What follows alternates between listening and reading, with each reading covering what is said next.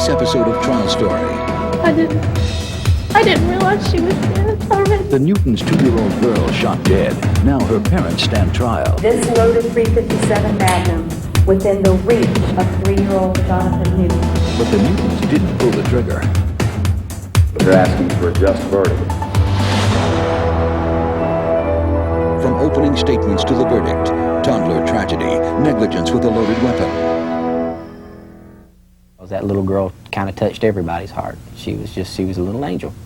And she was just the kind to walk up and knock and walk right into your heart. Basically what happened is her father had gone to church and her mother, Mona Newton, was home and inside the kitchen with the 1-year-old.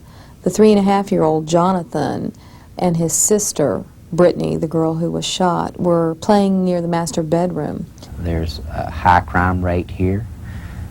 You have people who just walk into your home while you're there, stick you in a corner, rob you at gunpoint.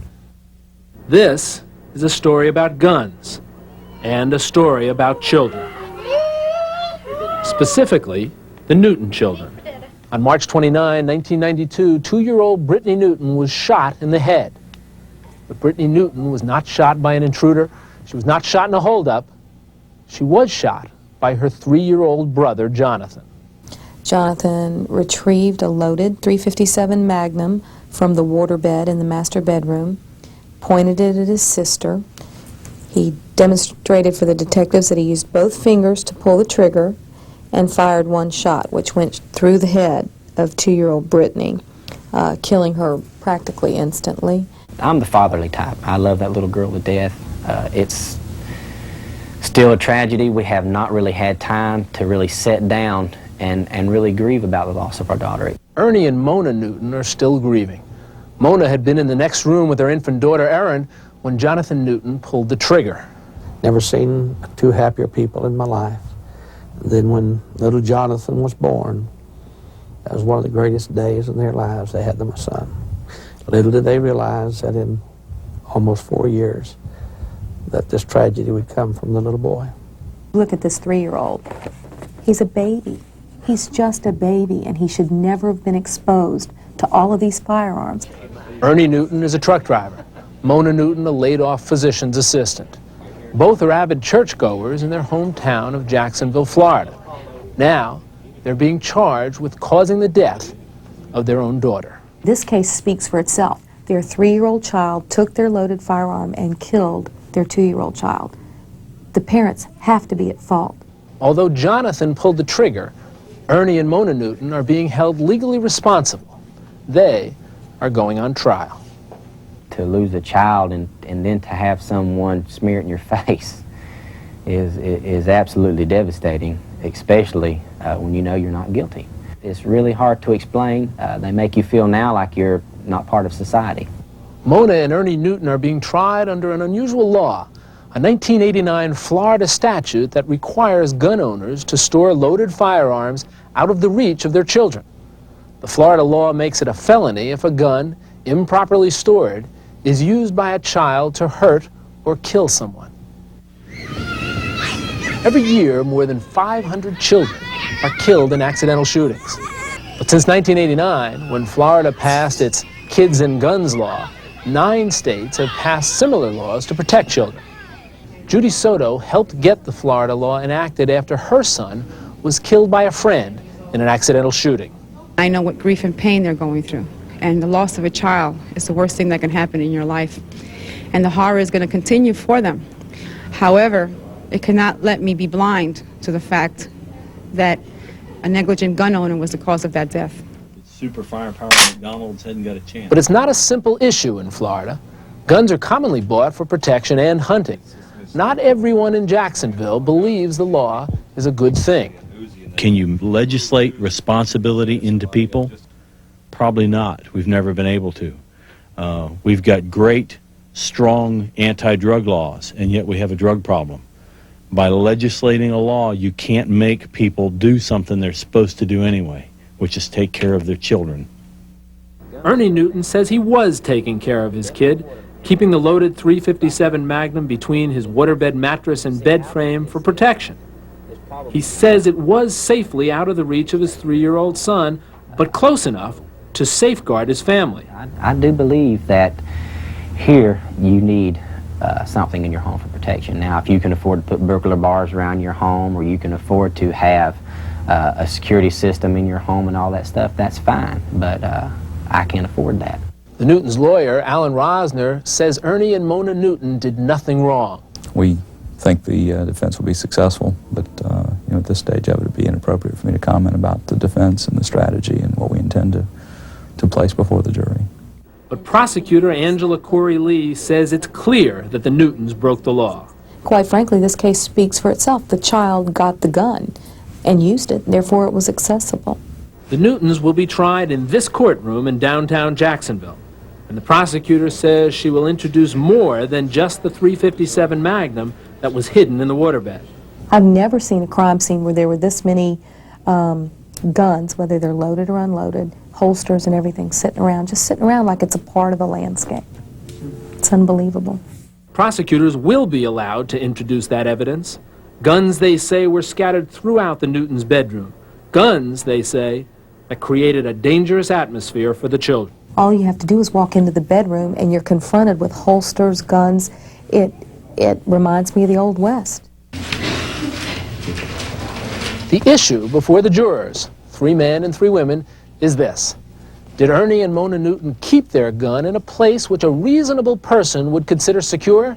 Or did they show extreme disregard for their children's safety? The next hour, you'll find out if the Newtons will be the first to be convicted of that crime. Prosecutor Angela Corey Lee starts with the undisputed facts of the case. On March 29, 1992, Mona Newton was at home with her 3 children, Jonathan, Brittany, and 1-year-old Aaron. Mrs. Newton was in the kitchen with Aaron, the 1-year-old. She had just come out and told Jonathan to stop playing with the lights and went back into the kitchen. And within moments, she heard a shot and went into her living room to confront what must have been a nightmare for her. Jonathan dropped the .357 Magnum to the floor of the master bedroom doorway. Mrs. Newton grabbed her daughter, who was on her knees, bleeding profusely from her head, and tried to administer CPR. She rushed her daughter across the living room and called 911.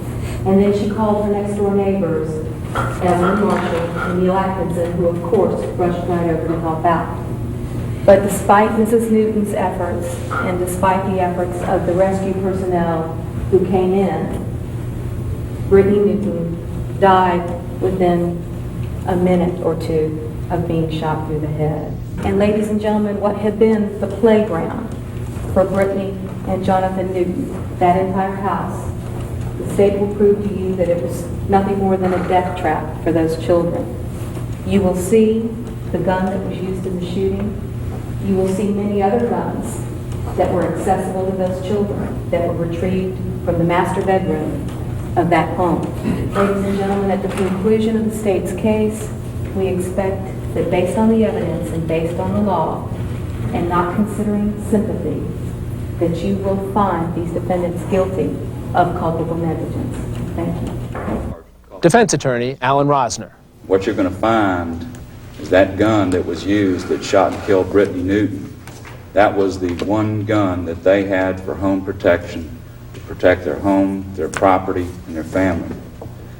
And what you're going to find is that gun was hidden. That gun was tucked into the crack of the waterbed, almost underneath the waterbed, so that all the pressure from the bed was laying on top of that gun. And that gun was holstered.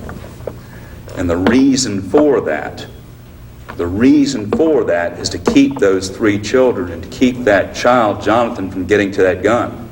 Ernie Newton hunts, an avid hunter. There was a couple of guns, rifles in the bedroom, unloaded. And obviously they're unloaded for a reason, as common sense will tell you. Other guns, another part of the house, unloaded. Obviously unloaded for a reason. But I think when you listen to the evidence and you hear where that gun was placed, that it was hidden, We're not talking about a gun laying on a kitchen table. We're talking about a gun that was hidden, and not just under a mattress where a lot of people keep guns. We're talking about something that was holstered, hidden, up underneath the waterbed. You're going to find it was just not conceivable. And the Newtons did not conceive that such a tragedy would befall to them and their family in a tragic accident that will never be forgotten. Mona and Ernie Newton will never forget the tragic death of their daughter Brittany, but they will try to find solace here at the Main Street Baptist Church, the church where they were married in 1983. And it is to this man, the Reverend E.C. McDaniel, who the Newtons turn to for spiritual and emotional strength. The best parents I've ever known in my life, sweet Christian people. And I know being sweet Christian people does not satisfy the law sometimes. But what I have asked Mr. Shorstein, State Attorney, and others for is for mercy. Our Heavenly Father, we come to this morning. Mercy is what friends and relatives of the Newtons are praying for outside the courtroom as the Newtons stand trial for the death of their 2-year-old daughter. Ironically, it is a friend who is called first by the prosecution to testify against the Newtons, to establish what happened the night of Brittany's death. Tell the jurors your name and your occupation. Evelyn Marshall. I own a cleaning business. Where do you live, Miss Marshall? I live 427 Crestwood Street, Jacksonville, Florida. Were you and Mr. Atkinson home that evening, that Sunday evening? We had just arrived. Was this approximately 7:22 p.m.? I believe. Did you receive a phone call when you walked into your home? Yes, I did. From whom did you receive a phone call? From Mona Newton. Did you recognize Mona Newton's voice at that time? Not at first. Throughout the conversation, did you eventually recognize her voice? Yes, I did. When Mona called you, tell the jurors what she said. I couldn't understand totally what she was saying, but it was, the gist of it was, he shot her, Jonathan shot her, and I wasn't understanding because she was so upset what she was really saying. And but then she said, "Please come now," and her voice got, like I could hear it, and I just dropped the phone and ran next door. I didn't understand what had occurred. At some point inside the Newtons' home, did you hear Jonathan say anything? He was saying some things, but we were so engrossed in what was happening there with Brittany that he was like standing by the couch here with Aaron, and he was saying stuff I couldn't understand, but when he came over to my house I understood some of the things he was saying, and he was saying something like, "I was a bad boy, I think I shot my sister," stuff like that. If I thought that those parents were at blame, at fault for her death, I would be just as adamant about them being prosecuted. But they weren't those type of parents that left danger.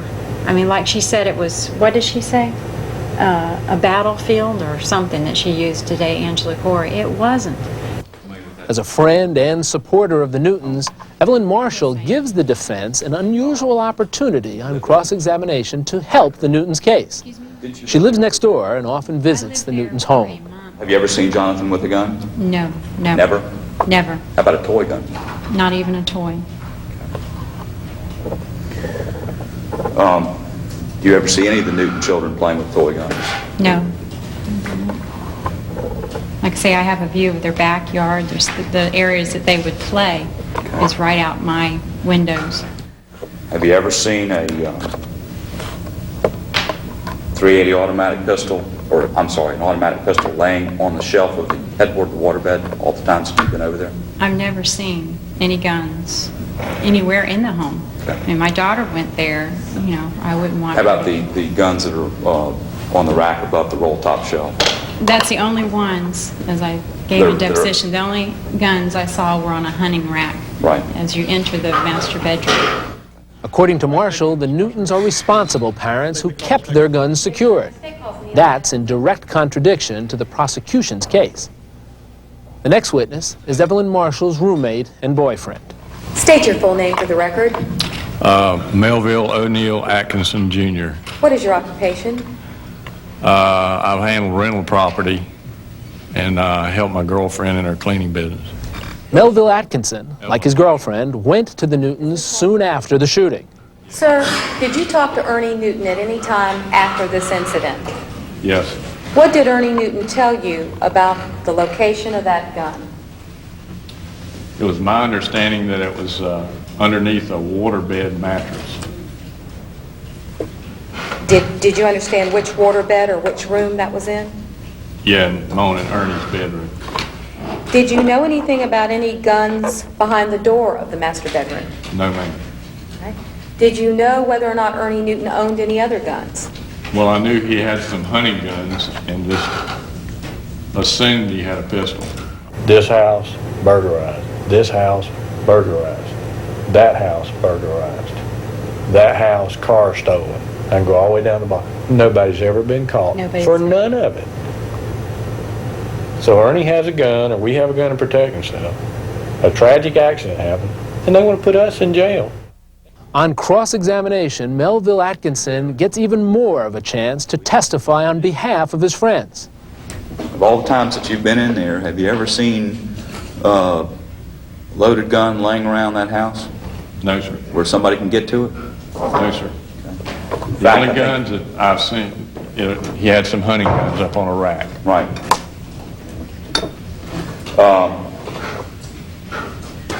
You're saying your understanding was that particular pistol was kept underneath the waterbed mattress? Right. You have a waterbed? No, I don't. Okay. And I take it from your testimony that you have never seen that particular gun, since it was underneath the waterbed mattress. You've never seen that particular gun anywhere that anyone can see it? No. So far, the two prosecution witnesses have done little to help the state's case. Instead, at times, sounding more like defense witnesses. But now, it's time for the state to bring out its key testimony. It starts by calling a police officer to testify about where the gun was hidden. State your full name for the record. John G. Young III. Your occupation? I'm a police officer with the Jacksonville Sheriff's Office. Officer Young, at what point did you hear Mona Newton say anything regarding the location of the gun? During the process of retrieving information for record purposes and writing the report, I overheard the defendant making a statement that the gun was kept along the side of a waterbed. Do you remember anything else about the way Mrs. Newton described how that gun was kept? Apparently, from the description that was given, it was kept between the waterbed itself and the outside edge of it. Now the state calls a series of other police officers to tell the jury what they found at the Newtons the night of the shooting. State your full name for the record. Dale Gilbreath. Your occupation? I'm a detective with the Jacksonville Sheriff's Office. Gilbreath was in charge of gathering the evidence at the Newtons' home. Did you yourself make a visual inspection of every room in that home? Yes. All right. And through your visual inspection, what were you looking for as far as preserving or photographing the crime scene? Anything that had been part of or causing the death that we were investigating or that had any effect on it. All right, sir, and what did that specifically pertain to in this particular case? Weapons in this case.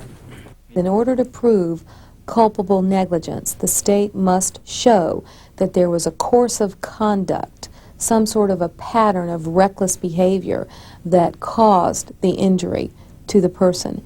And specifically in this case, it's necessary to show that the loaded guns and unloaded guns and toy guns and real guns all created an atmosphere for these children that it was like a playground.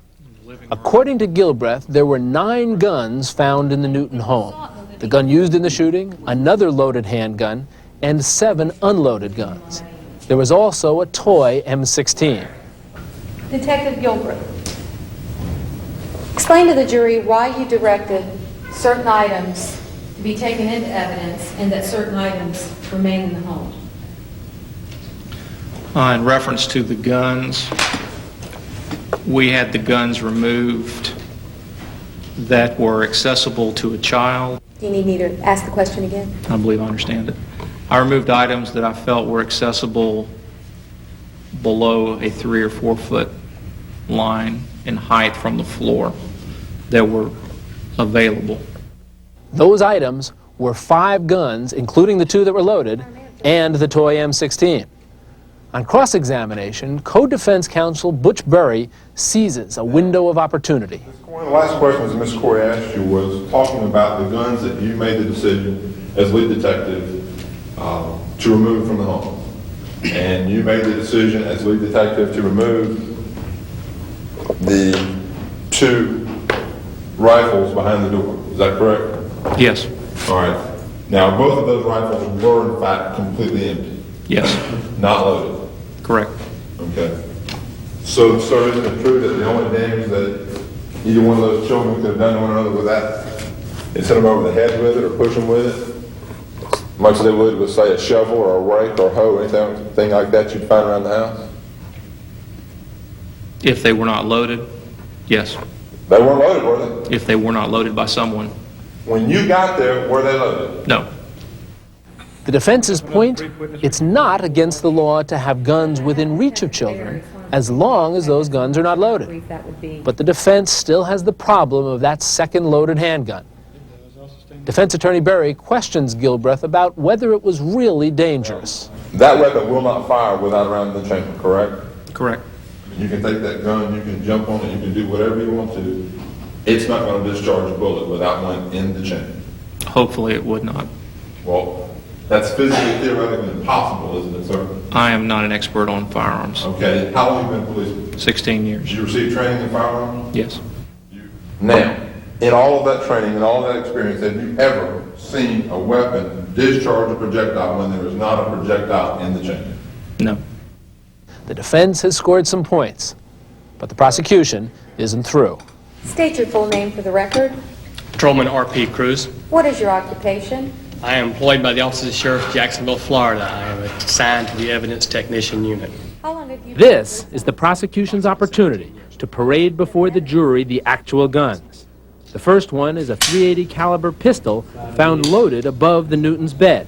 Let me ask you to go back, sir, and explain to the jurors how the gun was holstered as it's depicted in the photographs you just showed the jury.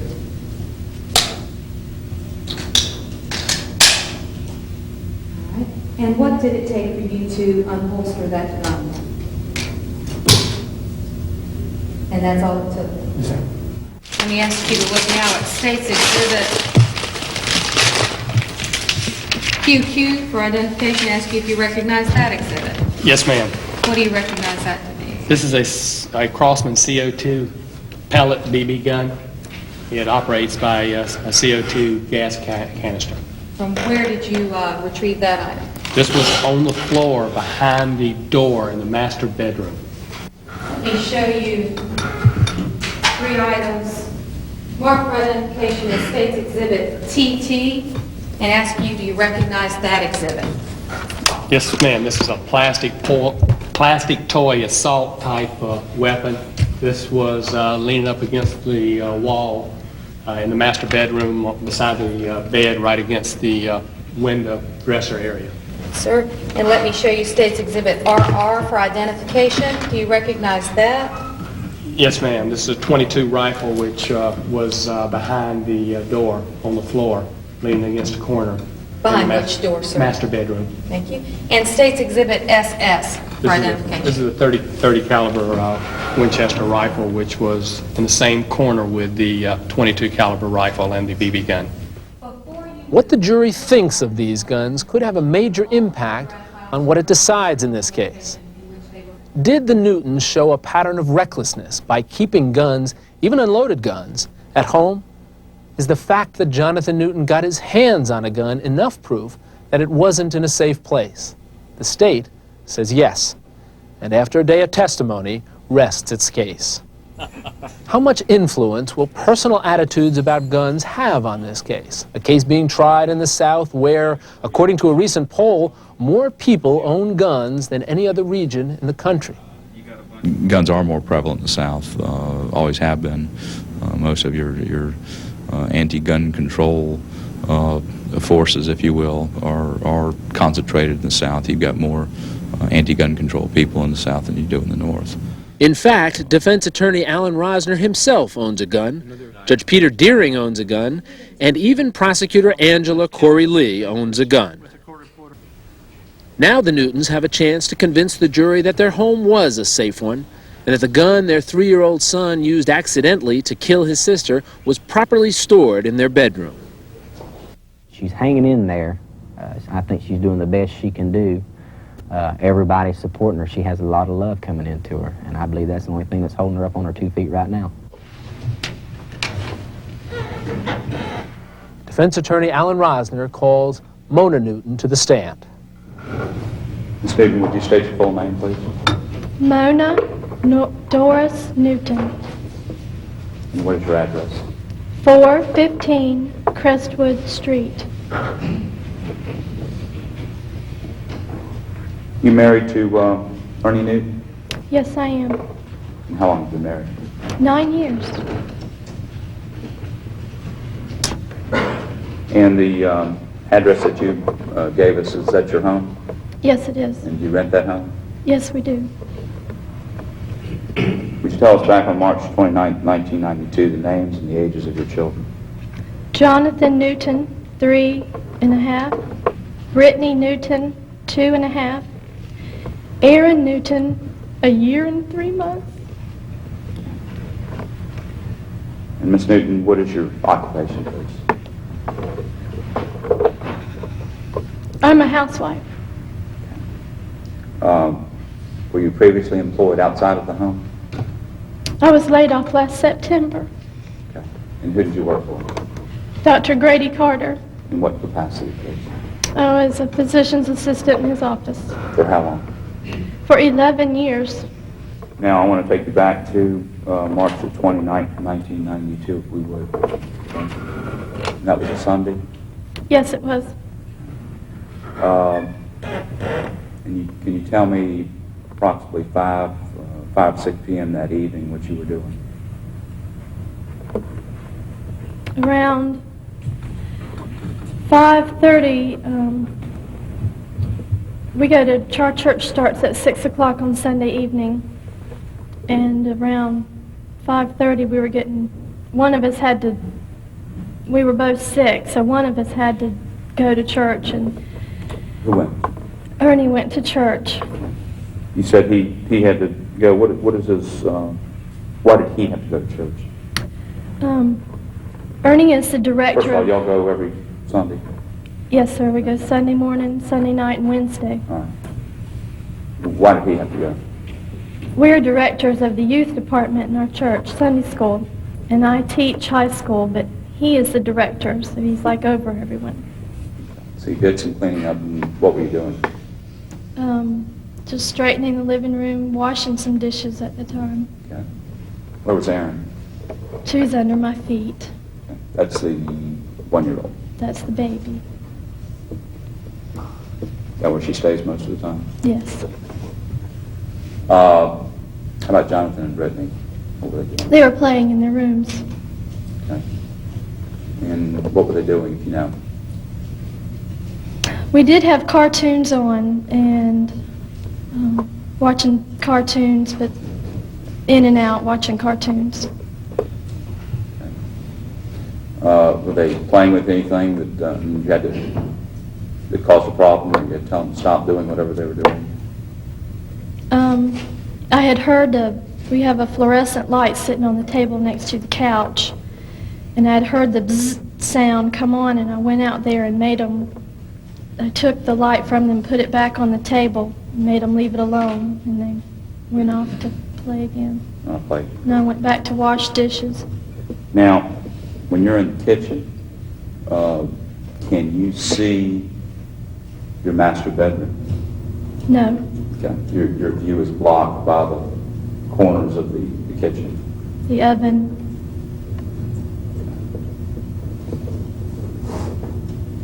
Tell me what was the next thing that you remember happening?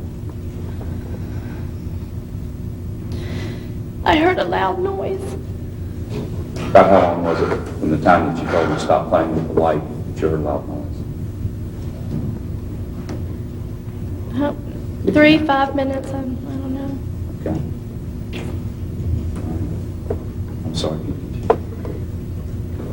Went running in there to see what it was. And I went over there and grabbed up Brittany before she could fall. She was falling forwards on her knees. And I just kind of scooped her up and held onto her really tight. And I looked down at her to see what it was and ran across the living room to the phone to call for help. Okay. Where was Jonathan? I don't remember in my memory. I don't remember seeing him. Okay. Not until I'm on the phone and then he's right there by my side. Okay. You called for help? Yes, I did. While I had to be put on hold. And I felt Brittany go limp and her eyes closed. So I knew it was kind of getting serious, so I laid her down to start CPR. Okay. I didn't realize she was dead already. Did you tell the jury where the gun was kept? It was kept tucked down in between the frame and the waterbed mattress at our heads. At your heads? At the head of the bed. The gun was tucked down in the depth of the water bed, right here in the front at the headboard. You can see how deep this is. It's probably a good 11 inches under there. So the gun would be completely covered up. It would not be seen. It would not be readily accessible to the child. So that's where I can't see. In my mind, I felt that it was in a reasonable place. It was tucked away. It's out of sight. It's not to be seen. The child has to go out of his way to get it or to even find it. How far down was the gun applied? We pushed it all the way down. Did you make the bed? Yes, I do. You make the bed every day? Yes, I do. Okay. When you tuck in the sheets, do you see the gun? No, I do not. Can you see the gun if you pull the water back? Can you see the gun? No, I do not. No. When you pull the water bed back, you put pressure on the bed to displace some of the water in a particular area, then is the gun visible? At the location of the gun. Which side's on? Ernie's side of the bed. And I had put his remote control up here to keep him from getting it. The only thing I can come up with is that he climbed up here on the bed to get that remote control, and the only way for him to be able to get it would be to climb up the headboard. And what he done was, when he came up here to the bed, he stepped down, and the gun being facing down like that, he cocked it. And when he kneeled down and backed off, he pushed the water bed down far enough to be able to see the top of the gun. Struggled with it, got it out. I know he had to struggle with it because you're not going to pull something out of here that easy. The way it was in the holster and everything was wrapped up, it's not going to come out that easy. Do you know why your husband kept the gun there? Why did he keep it in that location? Right. Why did he keep the gun there that was loaded and nearby? For protection, in case we ever needed it.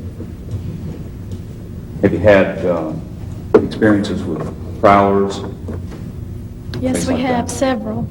You've also seen this particular toy gun. This one right here. Yes, sir. You seen this before? Yes, sir. Did you tell the jury who this gun belongs to? Ernie? Your husband? Yes. Does it belong to Jonathan? No, Jonathan allowed to play with that gun? not any guns. We don't have any type or form of any toy guns at all for him. Your children allowed to play with toy guns? No, they're not. Guns, knives, swords, none of that. Not even plastic? Not even plastic. Why is that? Thought we would try to keep them away from those kind of things. Your husband hunts, doesn't he? Yes, he does. And these some of these rifles that you've seen, are those some of his hunting guns or some of Blanca's father? Yes, they are. Do you have a unspoken rule that you and Ernie, you and Mr. Newton, know of with regard to those guns when he comes back from hunting? Yeah, I'm going to object to any unspoken rules. I'm not quite sure what that is. Lost me. All right, what's the rule of the house with respect to guns when he comes back from hunting? They're not loaded. Even from the time that he finishes hunting, they're not loaded. Okay. From the, not even in the truck, they're not loaded. He unloads. He unloads them. You've seen it. Yes. But on cross-examination, Prosecutor Angela Corey Lee will try to convince the jury that sympathy for Mona Newton should not be a factor. Hopefully the image that will come across to the jury is that, yes, we know you loved your children. Yes, we know you tried to be good parents, but how could you be so stupid? Because really, the common sense definition of culpable negligence is stupidity, is that you did something so stupid that you caused another person to be injured. Mrs. Newton, you knew that Jonathan and Brittany were playing at the master bedroom door, is that correct? In the living room, yes. Near the master bedroom door? Yes. And that door was open, was it not? Yes, it was. And the door between the master bedroom and the children's room is also open, is it not? Yes, it is. Is there even a door there? No, there's not. It's just the frame of the door. Yes. And was the door from the children's bedroom back into the living room also open? Yes, it's open. So Jonathan and Brittany had complete access to the master bedroom, is that correct? Yes, they do. You said it was no more than 5 minutes between the time you had moved the lamp that the children were playing with to the time that you heard the shot. Is that correct? Right. Mrs. Newton, when was the last time that your husband had gone hunting before this Sunday, March 29th, 1992? You want exact day? I don't. Approximately time. Hunting season ends mid to the end of January. So your husband had not been hunting since mid to end of January? Right. And in fact, before he testified, he had been somewhat ill during the days prior to this incident? Yes, we were all sick. Mrs. Newton, you recognize this holster? It's marked in evidence of the state's exhibit 36. Yes, I do. Whose holster is this? Ernie's. And for what purpose does he have this holster? For hunting. Do you recall where this holster was on March 29, 1992? It was, the gun was in the holster. The holster was wrapped around the gun in the bed. Can you kind of show me how it was wrapped around? I hate to ask you to handle it, but do you mind showing me how it was wrapped around? Or would you like me to do it? We just ask you this. Do you mean that the gun was snapped into the holster as it is here? Yes. And that this was all wrapped around it? Well, it wasn't lumpy. It was like laid flat. Laid flat? Is that fairly flat? That's about right. And when you told Mr. Rosner that this gun was underneath the mattress at the top of the headboard, are you suggesting that this entire thing was up under there? It's tucked down. It's tucked straight down. Barrel down. It wasn't underneath the mattress, correct? The mattress pushes up against the framework. But if the waterbed mattress was overfull, then it would almost be square as it sits in the frame, would it not? Yes. And this gun was not up underneath the bottom of the overfilled mattress, was it? No. It was just tucked between the side of the mattress and the side of the waterbed. Down to the bottom. And the two rifles, the 30-30 and the 20 caliber, and the CO2 pistol were laying on that plastic sheet just behind the master bedroom door, correct? Yes. They were not covered by anything? No. I have no further questions. Can you redirect the examination? No redirect. You can resume your seat in the courtroom. Despite the prosecutor's questioning, the defense hopes that Mona Newton, wife and mother, has convinced the jury that she and her husband hid their loaded gun in a reasonable place. Yes, sir. Ladies and gentlemen, You've now heard all the evidence that's going to be presented during the trial. As it turns out, the defense is relying solely on Mona Newton's testimony. Ernie Newton will not take the stand, possibly to avoid the tough cross-examination about why he kept so many guns, loaded guns, in the house. Both the prosecution and defense agree that Brittany Newton was killed by her brother Jonathan after he found a loaded handgun in his parents' bedroom. Where the two sides differ is whether the Newtons should be held responsible for Brittany's death, a point prosecutor Angela Corey-Lee says she will underscore in closing arguments. I'm going to tell the jury that they have to set their natural sympathy for Mona and Ernie Newton aside, and that it's okay to feel sorry for them and it's okay to shed a tear for them, but that they cannot do that in a court of law. Sympathy is normal. It's expected in a case like this. Who couldn't feel sorry for them losing their precious daughter? Of course you do. But you may not act on that sympathy inside this courtroom. You may not go back to that jury room and talk about how sorry you feel for them or make that a part of your decision, because sympathy is not a legally reasonable doubt. Was Ernie and Mona's way of protecting themselves reasonable? I submit to you it was not. Not with a 3, a 2, and a 1-year-old. Not with those babies in the home. They could buy extra locks for their doors and windows. They could keep their lights on outside all night. They could get an alarm system if possible. They could even keep a loaded gun in their home as the ultimate protection from intruders. But ladies and gentlemen, all the state of Florida asked of them was to keep it in a place where their children couldn't get their hands on it. Children play with anything they can get their hands on. They act out scenes that they see on television and that they see their parents do. They pretend, they'll take a piece of chalk or a pencil and they pretend like they're smoking because they see people smoke. They mimic adults, they mimic what they see. The difference is they're too tender and too young to know that picking this up is not the same as picking this up. And if Jonathan had ever picked this up and pulled this, looking at Sissy, nothing happened. It's child's play. But then when he picked this up and pointed it at her and pulled that trigger with both hands, something happened. Because of the atmosphere in that home at 415 Crestwood Street, because Ernie and Mona were culpably negligent in creating an atmosphere where guns were a part of the decor, where guns were a part of everyday life, and mostly because they left this loaded .357 Magnum within the reach of 3-year-old Jonathan Newton. Ernie Newton and Mona Newton are both guilty of culpable negligence. Thank you. The plain facts are that there was a conscious intention. Remember what you said about the rule? About hunting?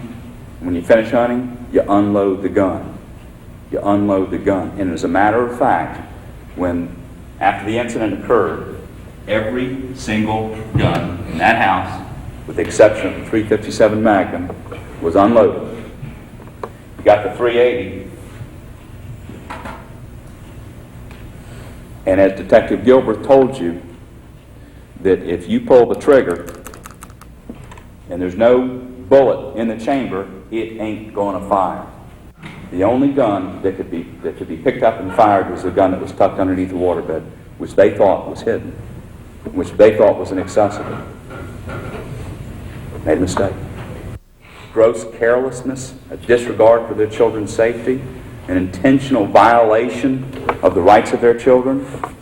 That would lead you to believe that they trained Jonathan to be a little commando. And that's just the exact opposite of the case.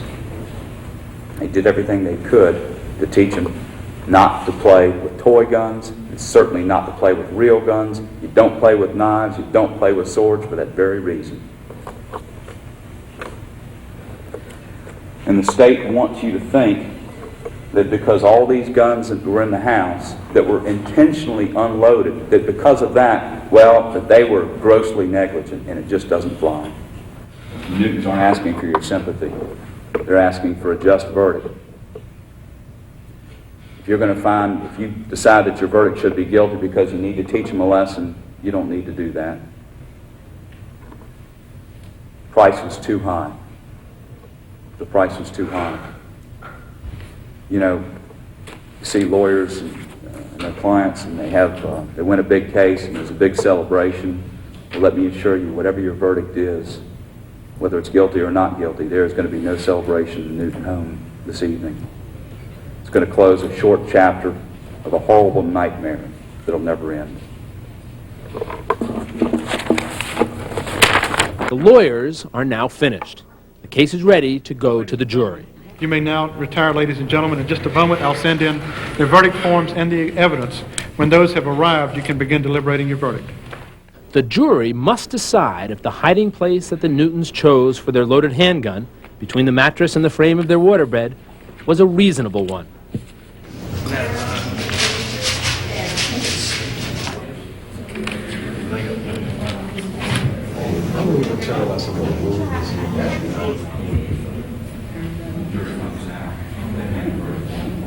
You wonder and you hope you did the right thing. I mean, you think back on your closing argument, you think back on your opening statement, you think back on the evidence, and you hope you made the points that you need to make, and that the jury will remember them, and that they will follow the law. Please rise. After a little more than 2 hours of deliberations, the jury reaches a verdict. All right, Madam Clerk, will you publish the verdicts, please? In the Circuit Court, 4th Judicial Circuit in Duval County, Florida, case number 92-3475, CF, Division CRA, State of Florida versus Ernie B. Newton. Verdict: with the jury found the defendant guilty of culpable negligence and is charged with information. So say we all this 3rd day of September 1992. 4 persons. Case number 92-3474, CF, Division CRA, State of Florida versus Mona D. Newton. Verdict: with the jury found the defendant guilty of culpable negligence as charged in information. So say we all this 3rd day of September 1992. 4 persons. It's kind of hard to think, to really say what you think. It's amazing they could come to that verdict with the evidence that was brought in. You don't convict someone because they have unloaded guns in their house. Jurors told us after the verdict their decision was a difficult one, that while they had felt compassion for the Newtons, evidence of the other guns in the Newtons' home was important in the deliberations.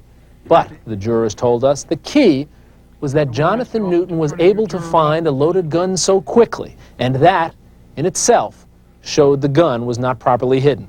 Do you think that this is unfair? Get out of their way, you stupid people!